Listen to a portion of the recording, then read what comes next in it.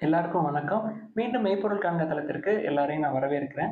இன்னைக்கு ஒரு சில அப்டேட்ஸ் எல்லாம் இருக்குங்க. அதைத் தொடர்ந்து யூனியன் பட்ஜெட் அதுல ஒரு சில செய்திகள பார்ப்போம். பிறகு கேள்விகள பார்ப்போங்க. இதெல்லாம் பார்க்கறதுக்கு முன்னாடி இன்டர்நேஷனல் மார்க்கெட் நேத்து யுஎஸ்ல மார்க்கெட் வந்து ஃபர்ஸ்ட் ஏறி இருந்ததுங்க. அதுக்கப்புறம் கடைசியா இறங்கிடுச்சு. அதுக்கு என்ன காரணம் அப்படின்னா, ஆப்பிளோட ரிசல்ட்ஸ் வந்து நல்லா இருந்ததுங்க. சேல்ஸ் டவுன் ஆயிருந்தது. ஆனா சர்வீஸ் செக்டார்ல அதாவது ஆப்பிள் கேர், தென் ஆப்பிள் ஸ்டோர்ல அவங்களோட சேல்ஸ் எல்லாமே ஏறி இருந்தது. அதனால ஓவராலா ரிசல்ட்ஸ் வந்து சூப்பரா இருந்ததுங்க. ஆனா ட்ரம்ப் வந்து நான் வந்து மெக்சிகோவுக்கும், கனடாவுக்கும் ஒரு 25% வந்து டாரிஃப் போடுவேன். சைனாக்கு வந்து 10% டாரிஃப் போடுவேன். அது சம்மந்தமா இன்னைக்கு பேசுறாங்க. இது தொடர்ந்து இந்த ட்ரம்ப் டாரிஃப் வந்து மார்க்கெட்ல ஒரு அதிர்வலைகள உருவாக்குது. என்ன காரணம் அப்படின்னா, இன்ஃப்ளேஷன் ஏறுறதுக்கான சான்சஸ் அதிகமா இருக்கிற மாரி ஃபீல் பண்ணாங்க. நேத்து காலையில ஏறி நேத்து நைட் வந்து இறங்கிடுச்சுங்க யுஎஸ் மார்க்கெட்ல. நாஸ்டாக் வந்து ஒரு 50 பாயிண்ட் கிட்ட டவுனு, டவ் ஜோன்ஸ் ஒரு 335 பாயிண்ட்க்கு மேல டவுனு, S&P 500 ஒரு 30 பாயிண்ட் டவுன். அதைத் தொடர்ந்து 10 இயர்ஸ் பாண்ட் யீல்டும் நேத்து ஒரு 0.02% வந்து ஏறி இருந்ததுங்க. 4.54% இருக்கு. 4.52ல இருந்து 54க்கு ஏறி இருக்கு. 5% வரைக்கும் போறதுக்கு சான்ஸ் இருந்தது. நடுவுல 4.7475 வரைக்கும் வந்ததுங்க. 5% போச்சு அப்படின்னா மார்க்கெட் சல்லுன்னு கீழ இறங்கும். அது ஒரு இண்டிகேஷனுக்காக நான் சொல்றேங்க. அடுத்து கோல்டு இன்னைக்கு ஒரு ₹15 ஏறி இருக்கு. 22 கேரட் கோல்டு பெர் கிராம் 7745. அந்த ஆல் டைம் ஹை கிட்ட தான் இருக்கு. இறங்குற மாரி தெரியல. அடுத்து அமெரிக்க டாலருக்கு நிகரான இந்திய ரூபாயோட மதிப்பு மேலும் ஒரு 10 காசு சரிஞ்சிருக்குங்க. 86.70 இருக்கு இந்திய ரூபாய். க்ரூட் ஆயில் பொறுத்தவரைக்கும் ஒரு பேரல் வந்து நேத்து $76.75 இருக்குங்க. கோல்ட்மேன் சாட்ஸ் என்ன சொல்றாங்க, இந்த 75ல இருந்து 82க்குள்ள இருக்கு இல்லையா, இப்ப சமீபத்துல 2 வாரமா இறங்கிருச்சுங்க ட்ரம்ப் பதவிக்கு வந்ததுக்கு அப்புறம். நான் வந்து க்ரூட் ஆயிலோட பிரைஸ குறைக்கிறதுக்கான எல்லா வேலையும் பார்ப்பேன். நானும் வந்து யுஎஸ்ல இருந்து எக்ஸ்போர்ட் பண்ணுவேன்னு சொல்றாரு. ஆனா அவரு செய்யக்கூடிய வேலைகள்லாம் எப்படி இருக்கு அப்படின்னா, இந்த சாங்ஷன்ஸ், ட்ரம்ப் டாரிஃப் இதெல்லாம் வந்து ரஷ்யன் ஆயில், ஈரானியன் ஆயில் மேல ஒரு சாங்ஷன்ஸ் போட்டுச்சாங்க அப்படின்னா, இது வந்து $93 வரைக்கும் போறதுக்கு சான்சஸ் அதிகமா இருக்கு அப்படின்னு சொல்றாங்க. என்ன காரணம் அப்படின்னா, ஈரான், ரஷ்யா இவங்க 2 பேரும் ஒரு நாளைக்கு 1 பில்லியன் பேரல்ஸ் டிஸ்பர்ஸ் பண்றாங்க. இந்த சாங்ஷன்ஸ் வந்து நடந்துச்சு அப்படின்னா, ஓவராலாவே இந்த பிரைஸ் வந்து ஏறிடும். நம்ம என்ன யோசிச்சு பார்க்கணும்னா, ஏற்கனவே ருப்பி வந்து விழுந்துட்டு இருக்கு. இது இன்னும் ஒரு $20 மேல ஏறுச்சுன்னு வச்சுக்கங்க. நம்ம வந்து 3 largest consumer of crude oil. Rupee வந்து சல்லுன்னு கீழ இறங்கிரும்.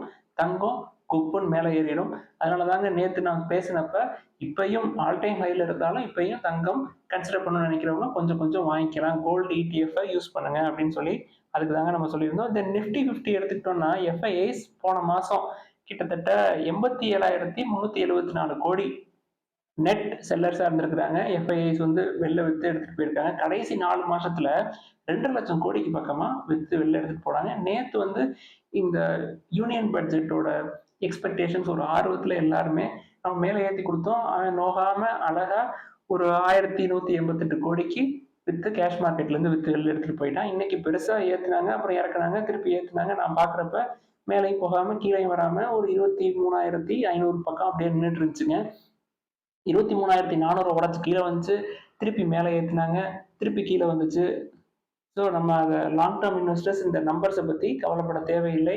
கண்டிப்பா 22,000க்கு கீழே போகும் அப்படின்றது என்னுடைய கருத்து.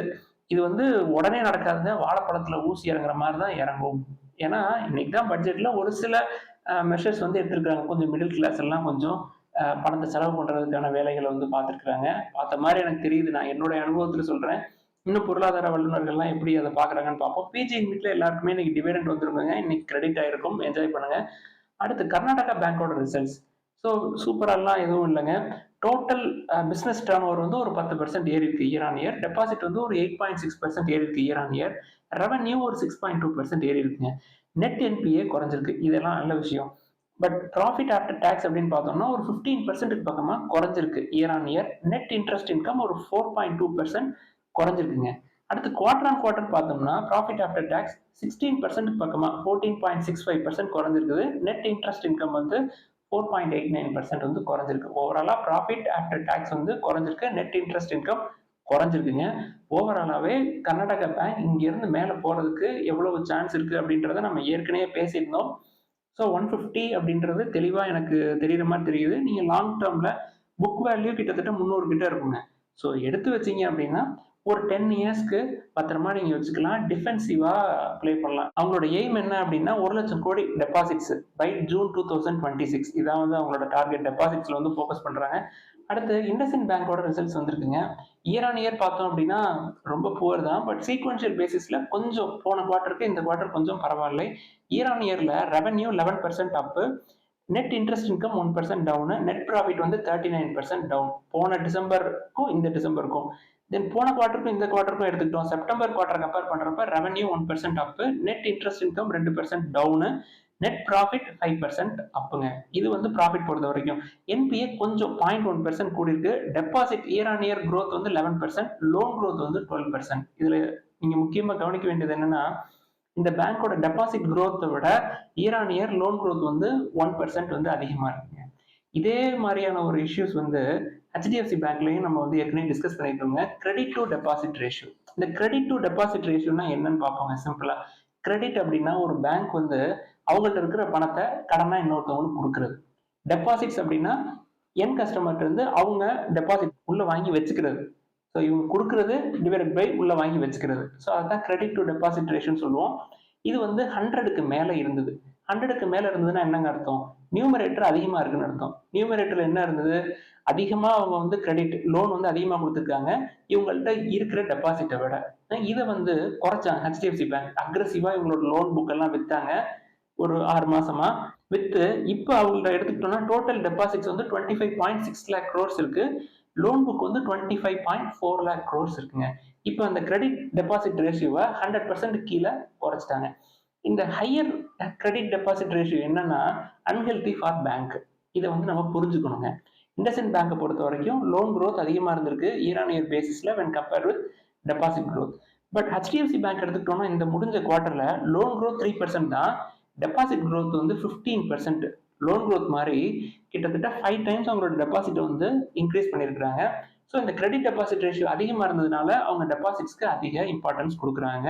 ஸோ இது வந்து ரொம்ப முக்கியமான ஒரு ஃபேக்டர் கிரெடிட் டெபாசிட் ரேஷியோ. இந்த எந்த பேங்க் எடுத்தாலும் இதை நம்ம பார்க்கணும். சரி, நம்ம லிஸ்ட்ல இருக்கிற IDFC ஃபர்ஸ்ட் பேங்க் எடுத்துக்கோமே. அவங்களோட டெபாசிட் growth பார்த்தீங்கன்னா 29%, லோன் growth வந்து 22%. ஸோ உங்களுக்கு வந்து புரிஞ்சிருக்கும்னு நினைக்கிறேங்க. வைத்தியநாதன் அவர்கள் என்ன சொல்றாரு, ஃபினான்ஷியல் இயர் 30ல எங்களோட டெபாசிட்ஸ் வந்து 6 லட்சம் கோடி இருக்கும், எங்களோட லோன் புக் வந்து 5 லட்சம் கோடி இருக்கும் அப்படின்னு சொல்றாங்க. இப்போ நீங்க இதை ரெண்டையும் டிவைட் பண்ணி பாருங்க. ஒரு healthy credit to deposit ratio உங்களுக்கு இருக்கும். 100%லாம் இருக்காதுங்க, 80% பக்கமாக தான் இருக்கும். இப்படி தான் இருக்கணும். அவருக்கு ஏற்கனவே ICICIல இருந்ததுனால இதெல்லாம் வந்து நல்லா இந்த அந்த பேங்கை பொறுத்த வரைக்கும் எதுக்கு லாங் டேர்ம் நல்ல growth prospects இருக்குன்னு சொல்றோம்னா இந்த மாதிரி அப்ஜெக்டிவ்ல இப்போ டெபாசிட் growth அதிக ஃபோக்கஸ் பண்றாங்க deposits compare with loan book. So இதை வந்து நம்ம இன்வெஸ்டர்ஸ் ஒரு 10 to 15 இயர்ஸ் இன்வெஸ்ட் பண்ண போறோம் அப்படின்ற இன்வெஸ்டர்ஸ் நம்ம வந்து இதை கண்டிப்பா தெரிஞ்சுக்கணுங்க. அடுத்து கோர் செக்டாரோட growth டிசம்பர் 2024ல 4% மாடரேட் ஆயிருக்குங்க. அது ப்ரீவியஸ் இயரை கம்பேர் பண்றப்போ 1% கம்மி. டிசம்பர் 2023ல கோர் செக்டார்ஸோட growth வந்து 5% இருந்திருக்குங்க. சரி, இந்த கோர் செக்டார்னா என்னென்ன? அதுல ஒரு 8 செக்டார் இருக்குங்க. என்னென்ன அப்படின்னா electricity, steel, crude oil, refinery products, coal, cement, natural gas, fertiliser. இந்த 8 தாங்க கோர் செக்டார். இது எல்லாமே ஓரளவுக்கு இன்க்ரீஸ் ஆயிருக்கு. ஒன்னே ஒன்று மட்டும் 1.8% குறைஞ்சிருக்கு. அதுதான் வந்து நேச்சுரல் கேஸ்.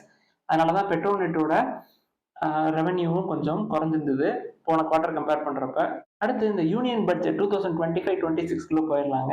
இந்த தடவை வந்து ஃபினான்ஸ் மினிஸ்டர் வந்து நாங்கள் அக்ரிகல்ச்சர்ல நிறைய ஃபோக்கஸ் பண்ணியிருக்கோம். தென் மிடில் கிளாஸ்க்கு நிறைய நாங்கள் ஃபோக்கஸ் பண்றோம். முக்கியமா நம்ம என்ன தெரிஞ்சுக்கணும் அப்படின்னா நம்மளால எதை எக்ஸ்போர்ட் பண்ண முடியும் இப்போதைக்கு அப்படின்றத அவங்க கண்டுபிடிச்சு அக்ரிகல்ச்சர்ல முக்கியமா கிசான் கிரெடிட் வந்து 3 lakhsல இருந்து 5 lakhs கூட்டியிருக்கிறாங்க. அடுத்து ஆயில் சீட்ஸ் அண்ட் பல்சஸ்ல நம்ம வந்து செல்ஃப் சஃபிஷியண்டா இருக்கணும் அப்படின்னு சொல்லியிருக்காங்க. அதுக்கான முயற்சிகள்லாம் எடுக்கணும். செல்ஃப் சஃபிஷியன்ட்னா வெளிநாட்டுல இருந்து இம்போர்ட் பண்ணாம நம்மளே வந்து தயாரிச்சு நம்மளுக்கு தேவையான நம்மளே தயாரிக்கணும் அப்படின்னு சொல்லியிருக்காங்க. தென் காட்டனோட ப்ரொடக்டிவிட்டியை கூட்டணும் அப்படின்னு சொல்லியிருக்காங்க. ஏன் கார்மெண்ட்ஸ்ல நம்ம வந்து ஃபினிஷ்டு, அதாவது ரெடிமேட் கார்மெண்ட்ஸ் வந்து நம்ம எக்ஸ்போர்ட்டர்ஸ், லார்ஜஸ்ட் எக்ஸ்போர்ட்டர். அதனால காட்டனை வந்து நம்ம என்ஹான்ஸ் பண்ணணும், இம்ப்ரூவ் பண்ணணும் ப்ரொடக்டிவிட்டி அப்படின்னு சொல்றாங்க. அடுத்து லெதர் ப்ராடக்ட்ஸ் வந்து அதையும் நம்ம வந்து எக்ஸ்போர்ட் பண்றோங்க. லெதர் அண்ட் நான் லெதர் ஃபுட்வேர்ஸ். பட் முக்கியமா லெதருக்கு தான் ஃபோக்கஸ் பண்ணோம். இது எல்லாமே எதை சுத்தி இருக்கும் அப்படின்னா அந்த அக்ரோ இண்டஸ்ட்ரியை சுத்தி தாங்க இருக்கும். அதுக்கு வந்து எக்ஸ்போர்ட்டை கூட்டுறதுக்கு, இம்போர்ட்டை குறைக்கிறதுக்கு அக்ரி செக்டார் நம்ம நாட்டை பொறுத்த வரைக்கும், விவசாய நாடு அப்படின்றத பொறுத்த வரைக்கும் இது வந்து நல்ல கை கொடுக்கும். எம்எஸ்எம்இ வந்து நம்மளோட டோட்டல் எக்ஸ்போர்ட்ஸ்ல ஒரு 45%ங்க. அதுக்கு வந்து கிரெடிட் கேரண்டியை நாங்கள் இன்க்ரீஸ் பண்ணுவோம் அப்படின்னு சொல்லியிருக்காங்க. எல்லாமே ப்ரப்போஸ் பண்ணியிருக்கிறாங்க. ப்ரப்போஸ் பண்ணது எல்லாமே பெரும்பாலும் பண்ணிடுவாங்க. தென் பிஸ்கல் டெபிசிட், நடப்பு கணக்கு பற்றாக்குறை அப்படின்னு சொல்லுவாங்க இல்லையா, அது ஃபினான்ஷியல் இயர் 25க்கு வந்து 4.8% இருந்தது. ஃபினான்ஷியல் இயர் 26க்கு வந்து அவங்க என்ன சொல்றாங்கன்னா அது 4.4% இருக்கும் அப்படின்னு சொல்றாங்க. தென் லித்தியம் அயன் பேட்டரிஸ் வந்து நம்ம இங்க உள்நாட்டுல நிறைய இப்போ அமர் ராஜா எக்ஸைட்லாம் வந்து அவங்க பேட்டரி பேக், தென் அசம்பிளி பேக் பிளான்ட்லாம் போடுறாங்க இல்லையா, அதுக்கு தேவையான எக்யூப்மெண்ட்ஸ், இன்ஸ்ட்ருமெண்ட்ஸ், கேபிட்டல் இன்ஸ்ட்ருமெண்ட்ஸ் எல்லாம், எக்யூப்மெண்ட்ஸ் எல்லாம் வாங்கணும் அப்படின்னா அதுக்கு வந்து இம்போர்ட் டியூட்டியை எக்ஸவுண்ட் பண்றாங்க. அடுத்து life saving drugs, cancer and other rare diseases இருக்கு இல்லையா, அதுக்கெல்லாம் இம்போர்ட் டியூட்டியை ஃபுல்லா எக்ஸவுண்ட் பண்றாங்க. அடுத்து முக்கியமா டாக்ஸ். டாக்ஸ் பொறுத்த வரைக்கும் இந்த நியூ டாக்ஸ் ரெஜிம் இருக்கு இல்லையா, அதுல 12 லட்சம் வரைக்கும், 12 லேக்ஸ் வரைக்கும் வந்து டாக்ஸ் வந்து கிடையாது. டாக்ஸ் கிடையாதுன்னா என்னங்க, ரிபேட் பெனிஃபிட்ஸ் வந்து ஃபுல்லா அப்படியே கிடைச்சிடும். 100% ரிபேட் பெனிஃபிட்ஸ் உங்களுக்கு கிடைக்கும். உங்களுக்கு வந்து 12 லேக்ஸ் சேலரிடா இருந்தாங்க அப்படின்னா ஒரு 75,000 ஸ்டாண்டர்ட் எக்ஸம்ஷன் இருக்கும். அதனால 12.75 லேக்ஸ் வரைக்கும் ஃபார் சேலரிடு இண்டிவிஜுவலுக்கு டாக்ஸ் வந்து இருக்காது. இது எல்லாமே எதை ஃபோக்கஸ் பண்ணுது அப்படின்னா, ஃபார்ம்ல இருந்து இம்போர்ட் டியூட்டியை குறைக்கிறதா இருக்கட்டும், எல்லாமே உள்நாட்டில் எவ்வளோ தூரம் இம்போர்ட்டை நம்ம வந்து குறைக்க முடியும், எக்ஸ்போர்ட்டை கூட்டுறதுக்கு, தென் உள்ள வந்து ஒரு டிமாண்டை வந்து கிரியேட் பண்ணுறதுக்கு. மிடில் கிளாஸ் இப்போ 12 லேக்ஸ் வரைக்கும் அவங்களுக்கு இன்கம் இருக்குது அப்படின்னா அவங்க டாக்ஸ் கட்டாமல் போய் சந்தையில் போய் பொருட்களை வாங்குவாங்க. ஒரு டிமாண்ட் வந்து கிரியேட் ஆகும். டிமாண்ட் வந்து கிரியேட் ஆகிறப்ப அதுக்கு வந்து growth இருக்கும். அதிகமான டிமாண்ட் வர்றப்ப நிறையா ஜாப் ஆப்பர்ச்சுனிட்டிஸ் கிடைக்கும். தென் ஜாப் ஆப்பர்ச்சுனிட்டிஸ் வந்தது அப்படின்னா நல்ல ஏர்னிங்ஸ் வந்து காட்ட முடியும். ஸோ இதுக்காக அவங்க வந்து இந்த டேக்ஸ் வந்து கட் பண்ணியிருக்காங்க. நம்ம ஒன்று புரிஞ்சுக்கணுங்க ஃபர்ஸ்ட்டு. ஏற்கனவே நம்ம ஜிஎஸ்டியில் நம்ம வாங்குற எல்லாத்துக்குமே நம்ம வந்து டேக்ஸ் வந்து கொடுக்க ஆரம்பிச்சிட்டோம். அவங்களோட பிளானே இதுதான். அந்த பிளானை தான் வந்து எக்ஸிக்யூட் பண்ணுற மாதிரி எனக்கு தெரியுதுங்க. எல்லாருமே ஒவ்வொரு ப்ராடக்ட்ஸ்க்கும் தனித்தனியாக நம்ம வந்து ஜிஎஸ்டி கட்டுறோம். தென் என்னென்ன சர்வீஸ் யூஸ் பண்ணுறோமோ எல்லாத்துக்குமே டேக்ஸ் கட்டுறோம். அதனால இந்த 12 லேக்ஸ் வரைக்கும் டேக்ஸ் வந்து கிடையாது அப்படின்னு சொன்னது வந்து ஏற்கனவே எல்லாரும் எதிர்பார்த்த ஒரு விஷயம்தான். அதை தொடர்ந்து ஒரு சில கேள்விகள்லாம் கேட்டிருந்தாங்க. அதெல்லாம் நம்ம பார்ப்போங்க. ஃபர்ஸ்ட் எல்என்டி ஃபினான்ஸ் பத்தி கேட்டிருக்கிறாங்க. அவங்க இந்த குவார்டர் போன டிசம்பர் கம்பேர் பண்றப்ப இந்த டிசம்பர் ரிசல்ட்ஸ் வந்து ஓகே, பட் growth பெருசா இல்லை. அவங்க வந்து மைக்ரோ ஃபினான்ஸ் ஆர்ம் வச்சிருக்காங்க. ஸோ அந்த மைக்ரோ ஃபினான்ஸ் செக்டரை வந்து இன்னும் கொஞ்ச நாளைக்கு ஒரு 6 மாசத்துக்கு அந்த சைடு போகாம இருக்கிறது என்னை பொறுத்த வரைக்கும் நல்லது தோணுங்க. அடுத்து இந்திரபிரசாத் கேஸ் பத்தி கேட்டிருக்கிறாங்க. நான் வந்து அதுக்கு ஏற்கனவே நான் இதை பத்தி பேசினப்ப பெட்ரோல் அண்ட் எனர்ஜி இதை விட நல்ல வேல்யூவேஷன்ஸ்ல இருக்கு அப்படின்னு சொல்லியிருந்தேன். நீங்க வேல்யூவேஷன்ஸ் வந்து பாருங்க. இப்போ 1:1 போனஸ் கொடுத்ததுனால ஷேர் பிரைஸ் வந்து குறைஞ்சிருக்கும். லாங் டேர்ம் ஏற்கனவே ஒரு 5 வருஷம் 6 வருஷத்துக்கு முன்னாடி வாங்கினவங்களுக்கு நல்ல பெனிஃபிட் இருக்கும். இப்போ ஷேர் பிரைஸ் வந்து குறைஞ்சது அப்படின்னு சொல்லி உள்ள என்டர் ஆகி நம்ம வந்து மாட்டிக்கூடாதுங்க. அடுத்து ஃபிலாடெக்ஸ் ஃபேஷன் அப்படின்னு சொல்லிட்டு ஒரு பென்னி ஸ்டாக்ஸ் பத்தி கேட்டிருக்காங்க. நோ, நம்ம வந்து பென்னி ஸ்டாக்ஸ் தென் இந்த ஷார்ட் டேர்ம்ல எந்த விலைக்கு வாங்கலாம், இந்த விலைக்கு வாங்கலாம், இந்த நேரத்தில் வாங்கலாம், அதெல்லாம் வந்து நம்ம பெரும்பாலும் பேசுறதே இல்லை. அதை நான் பார்க்கறதும் இல்லை. எனக்கு கிராஃபும் பார்க்க தெரியாதுங்க. அடுத்து வேற எனர்ஜிஸ், வேற ரினியூவபிள்ஸ் பத்தி எல்லாம் கேட்டிருந்தாங்க. ஓவராலாவே அந்த செக்டார்ல உள்ள எல்லா ஸ்டாக்குமே வந்து ஓவர் வேல்யூடா தான் இருக்கு. அதிகபட்சம் உங்களால எவ்வளவு முடியுமோ அவ்வளவு தூரம் ஓவர் வேல்யூடா இல்ல ஸ்டாக்கை விட்டுருங்க. அதோட இன்ட்ரென்சிக் வேல்யூ விட கம்மியா இருக்கான்னு பாருங்க. மார்ஜின் ஆஃப் சேஃப்டி பாருங்க. இதெல்லாம் பார்த்து லாங் டேர்ம் இன்வெஸ்டர்ஸ் உள்ள போனாதான் உங்களுக்கு நல்ல பெனிஃபிட் கிடைக்கும். எல்லாருமே அங்க போய் விழுறாங்க அப்படின்னு சொல்லிட்டு அந்த சைடு நம்ம போகக்கூடாது. அடுத்து E2E நெட்வொர்க் அப்படின்ற கம்பெனி பத்தி கேட்டிருக்காங்க. பிரைஸ் டு ஏர்னிங்ஸ் வந்து கிட்டத்தட்ட 110 பக்கமா இருக்கு. டெட் டு ஈக்விட்டி ரொம்ப ரொம்ப அதிகமா இருக்குங்க. ஸோ அந்த சைட்லாம் நம்ம போகவே மாட்டோம். தென் மோல்டெக்ஸ் அப்படின்னு சொல்லிட்டு ஒரு கம்பெனி பத்தி கேட்டிருக்காங்க. பிஇ வந்து 29 இருக்கு, டெட் டு ஈக்விட்டி 0.21 இருக்கு. ஸோ நம்ம ஏற்கனவே சொன்ன மாதிரி லார்ஜ் கேப்பா பாருங்க. இந்த மாதிரி மார்க்கெட் வந்து இந்த வாழைப்பழத்துல ஊசி இறங்குற மாதிரி இறங்கிட்டு இருக்கு. இந்த நேரத்துல போய் நம்ம சின்ன சின்ன ஸ்டாக்ஸ்ல மாட்டிக்கிட்டு முடிக்க கூடாது. நம்ம பார்த்தோம் இல்லையா, இப்போ கர்நாடகா பேங்க் பத்தி உங்களுக்கு சொன்னேன் இல்லையா, நல்ல வேல்யூவேஷன்ல தான் இருக்கு. 10 இயர்ஸ்க்கு ஓகே. பட் நம்ம இப்போதைக்கு நம்ம வந்து இண்டஸ்இண்டை உள்ள வச்சிருந்தோம். கர்நாடகா லிஸ்ட்ல வைக்காத காரணம் இண்டஸ்இண்ட் எப்படியோ தட்டு தர மாதிரி ஒரு 5% வந்து மேலே ஏற்றிட்டான் போன குவார்ட்டருக்கு இந்த குவார்ட்டர். அதனால தாங்க வந்து நம்ம லார்ஜ் கேப்பா பாருங்க, fresh investors large large large அப்படின்னு சொல்லி திரும்ப திரும்ப சொல்றோம். அடுத்து எஸ்பிஐ செக்யூரிட்டிஸ்ல நான் வந்து என்னுடைய போர்ட்ஃபோலியோ எல்லாமே மெயின்டைன் பண்றேன். என்னோட brokerage அவங்க எதை வந்து யூஸ் பண்ணலாம், எது வந்து நல்லா இருக்கும் அப்படின்னு எல்லாமே நல்லா இருக்குங்க. ஒன்றுக்கும் ஒவ்வொரு அட்வான்டேஜ் டிஸ்அட்வான்டேஜ் வந்து கண்டிப்பா இருக்கும். ஒரு சிலருக்கு ஏஎம்சி இருக்கிறதுக்கு brokerage வந்து சுத்தமா இருக்காது டெலிவரிக்கு. ஏஎம்சியே இல்லாததுக்கு brokerage வந்து ஸ்டாண்டர்ட் brokerage ஒரு ₹20 இருக்கு. தென் ப்ரைம் பிளான்ஸ் எல்லாம் இருக்கு. இப்போ நான் என்ன எடுத்துக்கிட்டீங்க அப்படின்னா ரொம்ப காலமாவே நான் வந்து அப்ஸ்டாக்ஸ் தானே யூஸ் பண்ணேன். என்ன காரணம் அப்படின்னா ரத்தன் டாடா வந்து அதில் இன்வெஸ்ட் பண்ணியிருந்தாரு. ஸோ ஸோ அவர் மேல இருக்கிற நம்பிக்கையில நான் வந்து ஃபர்ஸ்ட் டைம் ஓப்பன் பண்ணப்ப, அப்ஸ்டாக்ஸ் வந்து யூஸ் பண்ணேன். தென் அப்ஸ்டாக்ஸ்ல ரெஃபரல் ஏஜென்ட்டா நான் புக் பண்ணி என்னுடைய மாணவர்களுக்கு எல்லாத்துக்குமே வந்து எஜுகேஷன் பர்ப்பஸ்க்காக அவங்களுக்கு கல்லூரியில இருக்கிறப்ப அவங்களுக்கு சொல்லிக் குடுத்துட்டு இருந்தேன். அதுக்கப்புறம் இப்ப ஆத்தரைஸ்டு பெர்சனாவும் ஆயிட்டேன் அப்ஸ்டாக்ஸ்ல. பட் நான் இங்க மேம் வந்து ஐசிஐசில ஒர்க் பண்ணதுக்கப்புறம், அவங்க வந்து ஐசிஐசில அக்கவுண்ட் ஓப்பன் பண்ணிக்க அப்படின்னு ரெக்வெஸ்ட் பண்ணதுனால, ஐசிஐசில ஓப்பன் பண்ணோம் அவங்களுக்காக. பட் ஐசிஐசியும் நல்லா இருக்கு. ஐசிஐசில ஒரு பிரைம் பிளான் மாரி போடுறாங்க. இப்ப அப்ஸ்ட்ராக்ஸ பொறுத்தவரைக்கும், ஒரு மேக்ஸிமம் எவ்வளோ நாள் நீங்க ஆர்டர் பண்ணலாம். புரோக்கரேஜ் வந்து ரூ. 20. பட் ஐசிஐசிஐ பொறுத்தவரைக்கும் எனக்கு இந்த பிரைம் பிளான் அப்படின்னு சொல்லிட்டு ஒண்ணு போட்டு குடுத்துருக்காங்க.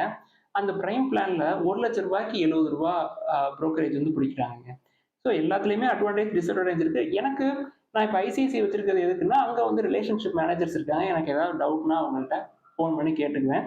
அது போக அப்ஸ்ட்ராக்ட்ஸ் வந்து நீண்ட காலமா அதுல பயணம் பண்ணிட்டு இருக்கோம். அதனால அதுல கொஞ்சம் அதுல நெறையா, ஐசிஐசிஐல கொஞ்சம் இருக்குங்க. ஸோ உங்களுக்கு வந்து எது சூட் ஆகும் அப்படின்றத நீங்க வந்து சூஸ் பண்ணிக்கலாம். எஸ்பிஐ செக்யூரிட்டீஸ் பத்தி நான் அது பார்த்ததில்ல. அங்க எவ்வளோ புரோக்கரேஜ் அப்படின்றத நீங்க வேணா அதுல எழுதுங்க. நம்ம அத பத்தி ஃபர்தரா டிஸ்கஸ் பண்ணுவோம். லிங்க் லோன் ஃபார்மா அப்படின்னு சொல்லிட்டு ஒரு கம்பெனிய பத்தி கேட்டிருக்காங்க. மார்க்கெட் கேப் 1435 கோடி. டெட் டூ ஈக்விட்டி கிடையாது. Price to earnings 14, price to book 3.32ங்க. ஸோ ஃபார்மாவ பொறுத்தவரைக்கும் இதே மாரி இத விட கம்மியான வேல்யூவேஷன்ல இப்ப நாட்கோ ஃபார்மா எடுத்துக்கிட்டோம்னா 12 தாங்க இருக்கு.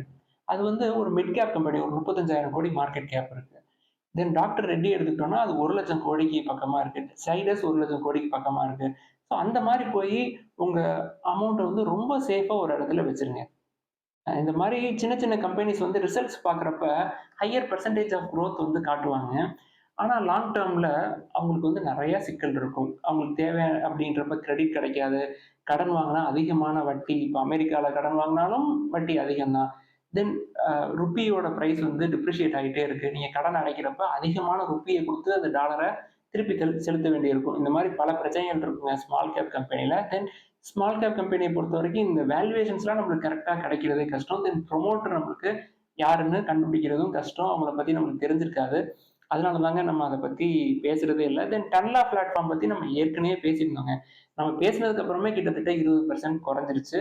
நம்ம அன்னைக்கே அந்த சைடு நம்ம போகாதீங்க அப்படின்னு சொல்லியிருந்தோம். நல்ல வேல்யூவேஷன்ஸ் நல்லா இருக்குங்க இப்பயும். ஆனாலும் அந்த ப்ரமோட்டர பத்தி நம்மளுக்கு தெரியாதுங்க. நம்ம ஹெச்ஜிஎஸ்னா ஹிந்துஜா குரூப் இருக்கிறாங்க. அவங்க வந்து இந்தியாவிலே ஒரு டாப் ரிச்சஸ்ட் ஒரு 100 பீப்பிள்ஸ்ல அவங்களும் வந்து இருப்பாங்க.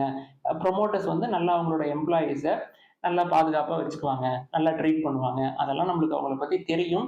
அதனால நம்ம வந்து அத பார்க்குறோங்க. இவங்க வந்து யாரு என்னன்னு எனக்கு தெரியாது. நான் நீங்க பார்த்ததுக்கப்புறம் ரேஷியோஸ் எல்லாம் பார்த்தேன். டெட் டூ ஈக்விட்டி கிடையாது. பிஇ வந்து 14 தான். பட் சம்மந்தமே இல்லாம எஃப்ஐஐஸ் பயங்கரமா வித்துருக்காங்க அதுல.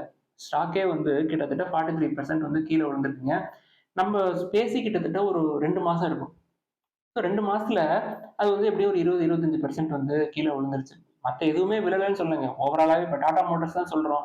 அதுவும் தான் கிட்டத்தட்ட 30% வந்து கீழ விழுந்திருக்கு. பட் அவங்கள பத்தி டாடா குரூப் பத்தி தெரியும் அப்படின்றதுனால நம்ம கான்ஃபிடன்ஸா கொஞ்சம் கொஞ்சமா குறைய குறைய அதுல ஆவரேஜ் பண்ணிக்கிட்டே இருக்கோம்.